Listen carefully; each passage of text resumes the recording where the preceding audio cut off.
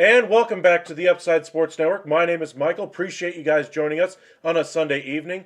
Trade week got off to a big start today anyway with the Kyrie Irving trade to the Dallas Mavericks. As you can see above me, that's where he's going to go. Not the LA Lakers, not the Phoenix Suns, not the Miami Heat, not the LA Clippers. It's the Dallas Mavericks. Their package a little bit better than everybody else's in the eyes of the Brooklyn Nets ownership and GM Sean Marks as well. Congratulations to Dallas on getting the superstar next to Luka Doncic that you've been looking for the better part of 3 years now. And for the Brooklyn Nets, they get a point guard back in return. They get a wing back in return as well, and additional assets that they can use here at the deadline to acquire other help that they may want to bring in to help strengthen this roster in a championship run. Now, of course, thoughts quickly turned to Kevin Durant and whether or not he would request a trade, how this whole trade debacle was standing with him. Well, we haven't really heard from him, or from Kevin Durant himself anyway, but I don't expect there to be anything happening at least during the season. After the season, then he'll see how everything works out. I believe that's how everything's going to go the rest of the way. But in the offseason, if they get bounced in the first round, swept in the first round again, then we could see Kevin Durant revisit the trade request that he made last offseason. But for right now, Brooklyn looks in good shape. They got a good point guard back in Spencer Dinwiddie. I know a lot of people out there are kind of throwing shade at him, but I mean, come on. Spencer Dinwiddie's shooting over 40% from three. He's been a heartbeat of the Dallas Mavericks outside of Luka Doncic. He's the one guy that actually communicates on defense, whereas the rest of the Mavericks have struggled in that area. Dorian Finney-Smith was the best wing defender that the Mavericks had. That's exactly where the Brooklyn Nets are going to be using him. He will be used off of the bench most likely to begin his time in Brooklyn, depending on how they decide to deploy that lineup. It looks like Dinwiddie will be the starting point guard. Royce O'Neal will be your shooting guard. Your small forward, Ben Simmons. Your power forward will be Kevin Durant. And your center, Nick Claxton anyway. So overall, just a great trade here for the Brooklyn Nets because, again, they got those additional assets. They could parlay some of those assets for additional shooting here at the deadline. That's the one thing that they really miss now. The one thing Kyrie Irving really does bring to the table is that he's a shot maker. He can make tough shots. He can take those tough shots, and you still have confidence in him to make those. Dinwiddie's kind of a lesser version of that, kind of a poor man's Kyrie Irving in that respect, which is why I think the Brooklyn Nets would be wise to go out there and get some shooting. I think they still need to bring in some ball handling, some type of playmaking ability as well. They do have a playmaker in Ben Simmons. That's really his only role on offense. That and rim running. He doesn't really shoot the ball very well. He's limited offensively, but he is a very capable defender. So in the postseason, when defenses are allowed to, be a little bit more handsy, when you can be a little bit more physical, they should be a very good defensive team, especially very long at the three positions there. As I just mentioned, the small forward having a guy like Ben Simmons as your defender there, Kevin Durant at your 4, and then Nick Claxton as your 5. They still need some depth behind Claxton. I think that's another area where they could improve. But overall, things are looking good if you're a Brooklyn Nets fan. You get rid of one headache in Kyrie Irving and kind of turn the page to see what else you can bring in. The one thing that Brooklyn Nets do get out of this is they save a little bit of money, so they may be able to take on a little bit of money in the next trade that they do to try to bolster their roster. But again, after the season is when I expect Kevin Durant to really make his decision as to whether or not this is still the place where he wants to be. For the Dallas Mavericks end of this, they give up a very good point guard in Spencer Dinwiddie, but they get an even better one back, a superstar back in Kyrie Irving. Absolutely one of the best shot makers in the entire league right now. One of the best shot makers in the NBA history. Makes those tough shots, and that's exactly what Dallas needed. Somebody to take the pressure off of Luka Doncic, allow him to get a blow whenever he does step off the floor, and not lose, 6-point lead that they had just accumulated or a 10-point lead and give it all back, and Luka has to come back and stop the bleeding. This should certainly help their efforts in that regard. Now, defensively, they have been terrible all year long. Part of that is because of injuries. They've really struggled to keep their big men healthy this year. Two of them are injured right now, but both seem to be close to returning. Maxi Kleber's been out for 2 months. He's been their best rim defender for the past 2 years. He is nearing a return. He just started one-on-one drills. He'll probably be about a week or two away. As far as Christian Wood, he fractured his thumb. He's missed about a week now. He is likely to be back here within the next game or two. As far as the timeline for this trade, it is still not completely finalized. This deal is probably going to be finalized sometime in the afternoon on Monday when Kyrie Irving is scheduled to take his physical with the Dallas Mavericks. If that physical goes well and there are not any other machinations as far as trade, if they don't try to expand this to a 3-team trade, or if the Dallas Mavericks are able to work out a contract extension with Kyrie Irving before this deal is consummated, then they could really have something going after that. So keep your eyes peeled for what could happen with this deal. But again, it's not finalized as of yet. Likely to happen after the physical on Monday, or if there's any other trade discussions with either of these teams to where they try to expand this to get other assets back in return here at the NBA trade deadline. But we're starting to see a lot of chatter around the deadline right now. As I mentioned in previous videos, two of the biggest teams out there with assets to trade are the Toronto Raptors and the Utah Jazz. Plenty of teams are calling about most of their roster parts right now, and a lot of suitors around the NBA would really like to get their hands on them. Just looking at the Jazz roster, they got 3 guards right now off the top of my head they could easily move. Mike Conley, Jordan Clarkson, and Malik Beasley. They still have Colin Sexton as well, but I expect him to probably stay there through the deadline. He is the one piece still working his way back from injury. I think his value is still pretty low compared to what it was at the time of the injury that he had last year with Cleveland. So if they give him another year to kind of rehabilitate his value, maybe he's an asset to be traded after this season. But as of right now, the Utah Jazz, as I mentioned, have 3 guards that they could really trade right now. As far as big men, of course, they have Jared Vanderbilt, who probably has the most value of their front court players. The Portland Trailblazers have been connected with him, along with the Philadelphia 76ers, and now the Brooklyn Nets. So we'll see if something happens there. Kelly Olynyk is another name that's been bandied about here at the trade deadline with the Boston Celtics, a team that's familiar with him and before that could really use his defense and offensive capabilities there in Boston. But Brooklyn does a nice move here, getting rid of one big headache and still staying in contention with the pieces they got back, both for their current team and for future assets, whether they hold on to them or deal them before the February 9th trade deadline. Just kind of one piece of news for those of you who are just joining us: we will be live for you guys February 9th anyway. Thursday at 9 o'clock. We've been doing our lives every single night. On Thursday, we'll be live for you guys all day long, starting at 8 a.m. Eastern, or 8 a.m. Central, We'll be live through the entire trade deadline, breaking down every single trade as it happens. So make sure you drop us a like, subscribe to us here at the Upside. Hit that follow on Twitter at UpsideSN, and find our Facebook page, Upside Sports Network. But thank you guys for joining us. Kind of the other fallout from the Kyrie Irving sweepstakes is that there's a lot of teams that apparently put really legitimate offers out there. Let's kind of run through them just a little bit. First, with the Phoenix Suns, they offered CP3 and Jay Crowder in addition to picks. That was turned down. The LA Clippers, they offered Kennard, they offered Mann, other assets as well, in addition to a first-round pick and 2 first-round pick swaps. I think the reason why the Nets decided to take this trade was that they still got a very representable point guard back in Spencer Dinwiddie, a player they're very comfortable with. They've had in their stable before. They get a wing back that they were looking for at the deadline, a wing that's probably worth a first-round pick and change in Dorian Finney-Smith. Plus, they get the first-round pick and 2 additional assets in second-round picks that they can deal here at the deadline. There's a lot of players out there that are on the market right now that are able to be had for 2 second-round picks. So without even trading the first-rounder that they just got in a completely unprotected first, by the way, from Dallas, which will be very valuable if they lose Kyrie Irving in free agency after this season. Who knows what that pick or where that pick will ultimately end up falling in the NBA draft lottery, or if that's going to be outside of the lottery. Nobody really knows because it's 2029. But if they're able to hold on to that asset, or if they decide to parlay that to bring in some other star-level player or some very capable returns back to that roster, the Brooklyn Nets basically have options now. And that's the difference between all these other offers that the other teams were giving them. Kennard, kind of a negative as far as overall value because of that contract status. Terrence Mann is on a decent team-friendly deal. He is starting to blossom into a really nice player, but I wonder if he's starting to stagnate now because of the lack of time available to give him offensively on the floor.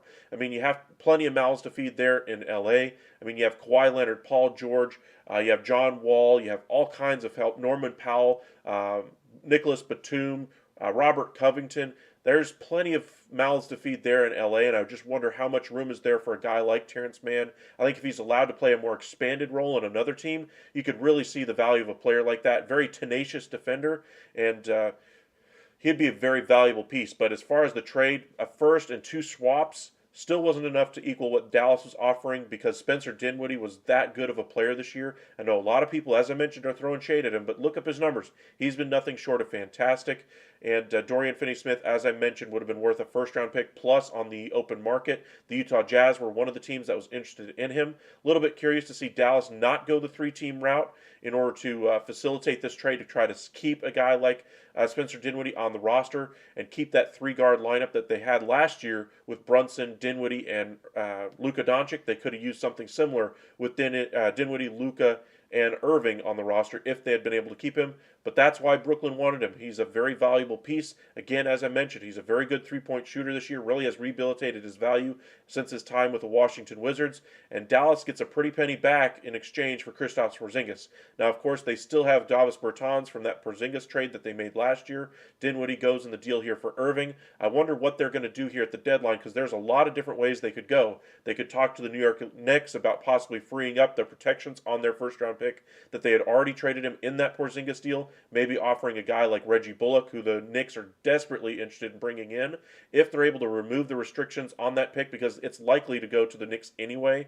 If they're able to remove those protections, then they could trade the 2025 first-round pick. Then they would have 2 tradable firsts that they could deal in any trade, and that would be very valuable for a Dallas Mavericks team that's trying to make a strong push into the playoffs. Now, of course, they made it to the Western Conference Finals last year and got thumped by the Golden State Warriors. The Warriors, though, are expected to be without Steph Curry for a period of at least 3 weeks or more because of an injury suffered against the Dallas Mavericks, or in the game against the Dallas Mavericks on Saturday. We'll see if they're able to get anything here at the deadline to kind of give them a stopgap. But Dallas is a team on the rise. They have one of the best players in the entire NBA in Luka Doncic, and now they add possibly the best shot maker in the entire game right now in Kyrie Irving. They have to get an extension done, in my opinion, in order for this deal to be worth it. Otherwise, they do create $30 million in cap space. Maybe they go out there and get D'Angelo Russell after the season if this doesn't work out. But the Mavericks absolutely need to get some type of consistent guard play, some level of star out of this trade, whether that be keeping Kyrie Irving or going into free agency and saying, hey, Kyrie, thanks for coming in, but we now have $30 million in cap space. We'll go ahead and give that $30 million in cap space to D'Angelo Russell. But keep your eyes peeled for what could happen here at the deadline. Mavericks go ahead and strike first and get their guy, the point guard Kyrie Irving. Welcome in, Jose. Did LeBron pass the all-time record yet? Not that I've heard, not as of yet. Last I heard he was like 27 points away, something like that. So he has not passed the record as of yet. A little bit of other news around the NBA is that John Wall, even though he is on the trade block from the LA Clippers, he may seek a buyout from wherever he is traded. Stop me if you've heard that before, John Wall seeking a buyout. But he could be a nice piece that's added to a championship-level roster after the trade deadline. Say if the Clippers are able to get another point guard in there to take over his spot, maybe John Wall ends up on another contending team. There are several teams out there in need of point guard help right now. The LA Lakers absolutely need another point guard. The Mavericks, who even though they just acquired Kyrie Irving, could still use another ball handler. Just imagine what that backcourt would look like with John Wall in there as well. But he didn't really mesh so far with the LA Clippers. The Clippers have asked him to play a different style than he ever has in his entire career before this point. He's doing the professional thing, trying to make it work and being very a good teammate, but it just hasn't worked. They need somebody else to come in there and see what they can do. Maybe there's a trade in the works for a guy like Mike Conley or D'Angelo Russell. The Clippers were certainly in there for Kyrie Irving, so it tells you where exactly their head's at. For all the hoopla and all the fanfare about the LA Clippers and bringing in Kawhi Leonard, taking over LA, being the better team than the Lakers, they have yet to show any hardware for it. I mean, the Lakers have won a championship since LeBron's been there. The LA Clippers still have yet to win an NBA Finals, and for all the fanfare that they did, all the hoopla that they've had over the past 10 years, the CP3 trade years ago, the Lob City days with Blake Griffin and DeAndre Jordan, even before that, the Corey Maggette, Cuttino Mobley days, the Elton Brand. They've tried over and over and over again to field a team that's representative of the city to be able to push for a championship. And as good of a team as they have right now, they are still a couple of pieces away, in my opinion. They are very deep at the wing positions, which is where you want to be deep at, certainly. But you still need some bigs that you can roll with. Zubac can be played off the floor in the playoffs, as we've seen in the Dallas Mavericks series with Luka Doncic, literally having him switch every single time onto him and just eating him whenever he's on the floor. And then as far as the point guard position, they've been rolling with Reggie Jackson, but they've struggled with the ball stagnating, having tough sequences on the offensive end. They still are very good defensively because of those long, rangy defenders on the wing spots. But that's why I think they're trying to push hard right now to get a point guard in there. Remember, last year they brought in Rajon Rondo. They've tried bringing in point guards in the past. This year's representative of that issue would be John Wall. Everybody thought that would work. Great year, great contract, 1 year, $6 million. You thought it would work out, and unfortunately for Clippers fans, it just hasn't worked the way they had hoped. We'll see if they're able to get something long term, as far as if they're able to get a guy like Mike Conley or D'Angelo Russell, and then see if they can extend him. But they miss out on Kyrie Irving. Dallas gets him. Congratulations to the Dallas Mavericks. Now, in case you guys are new here to the Upside, we cover all four major sports: the NBA, the MLB, the NFL, and the NHL. Pro Bowl was today. Very controversial ending. Peyton Manning leaving the game a little frustrated, to say the least, anyway, because of the knees at the end of the game. I mean, it's a Pro Bowl game. I'll put it this way. I didn't watch the game. I never watched the Pro Bowl. It is one of the most unwatchable things in the entire world, as far as I'm concerned. But that was there today. Super Bowl will be next week. Chiefs versus Eagles, anyway. Very good Super Bowl. We should have kind of the Andy Reid Bowl. Andy Reid is the all-time winningest head coach in Philadelphia Eagles history. With a win in the Super Bowl on Sunday, he would become the all-time Chiefs winningest head coach in their history. So kind of a lot on the line there for him. What a way to do it if it is against his former team in the Super Bowl, a team that let him go, fired him, said, hey, you're no good anymore. He immediately found a quick opening there with the Kansas City Chiefs. Now has one of the top quarterbacks in NFL history on his team in Patrick Mahomes. Both quarterbacks have had time to heal from their injuries a little bit. Hurts still looked very uncomfortable the last time we saw him in a game. Mahomes was still able to operate the offense at pretty high level and beat Joe Burrow in the AFC Championship game. Whether or not you believe the penalties at the end of the game were helpful to them or not, it doesn't matter at this point. They're in the Super Bowl, and it's going to be the Kelce brothers against each other as well. Travis Kelce versus Jason Kelce should be a very entertaining matchup there. There's some rumors about them being being the ones that are available, or the captains for the coin toss for the game as well. So kind of keep your eyes out for that. Rihanna, I believe, does the halftime show. So for those of you who are just casual fans, maybe that's a draw for you. Super Bowl will be Sunday. Hopefully we get a good one. That's all I'm hoping for, is a good game. I don't want to see a 48-0 blowout. I'm not an Eagles fan. I have some familiarity with the Chiefs, I'll put it that way. Patrick Mahomes is from the area, locally anyway. So we do get a lot of his family representation around here. A lot of Chiefs fans because of that. But should be a good game either way. At least that's what I'm hoping for. Really great defense for Philadelphia. As far as the MLB, we've had the hot stove season going all off season. World Baseball Classic is fairly close by. Pitchers and catchers are reporting here in the next couple of weeks. I believe they just moved some of the vans out to Arizona and to Florida for several major league clubs over the past week. So kind of keep your eyes peeled there. And then, of course, the NHL just had their All-Star game as well. Their trade deadline, though, is in March. We'll be live for you guys all day on that day. There's a ton of trades that happen on trade deadline day in hockey, so make sure you join us early. Earliest trade I've seen on NHL trade deadline day is like 7 a.m. Central, so we're going to probably start around that time just to make sure we don't miss anything. There's a couple of big options out there. We've already seen one big trade, Bo Horvat being traded to the Islanders. Very interesting video of a fan and the GM of the Islanders, Lou Lamoriello, there. So kind of keep your eyes peeled for trade deadline season in the NHL. But as I mentioned, the NBA trade deadline is February 9th. That is this Thursday. Remember, we'll be live for you guys every single night leading up to the deadline at 9 p.m. And then on the 9th, we'll be live all day long from 8 a.m. until probably around 5 p.m. So make sure you join. Hit that subscribe button here on YouTube. It really does help us out. And thank you so much for joining us and making this so much fun covering the NBA trade deadline over the past few weeks anyway. Over the off season with MLB, it's been a lot of fun with you guys. Wild ride. Hit that subscribe button and follow us on Twitter at UpsideSN. That way you don't miss out on any time we do go live or when we do post a video. We'll be posting a few videos for you guys tomorrow about the Kyrie trade, breakdowns of it, offers that were made that we talked about just a moment ago. We'll also have a whole bunch of trade video or updates for you guys on Jared Vanderbilt, update you guys on Josh Hart, the Karis LeVert, the Tim Hardaway Jr. trade saga, the Gary Trent Jr., the Toronto Raptors and their trade pieces as well, and the Utah Jazz. We'll check in on the Lakers and the Phoenix Suns, the LA Clippers, so make sure you hit that subscribe button and don't miss out on any of the latest from the NBA trade deadline. Thank you guys for joining us here tonight. We'll be live for you guys again tomorrow night, 9 p.m. Make sure you guys meet us there, and we'll see you then. Have a good evening.